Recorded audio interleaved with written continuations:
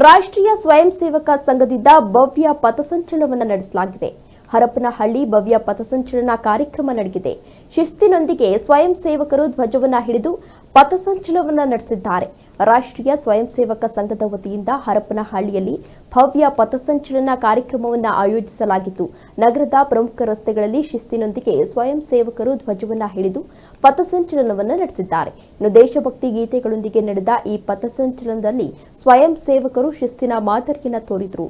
ಸ್ಥಳೀಯ ನಾಗರಿಕರು ಪಥಸಂಚಲನಕ್ಕೆ ಉತ್ತಮ ಪ್ರತಿಕ್ರಿಯೆಯನ್ನು ನೀಡಿದ್ದಾರೆ ಮತ್ತು ಸಂಘದ ಕಾರ್ಯವನ್ನು ಮೆಚ್ಚಿದ್ದಾರೆ.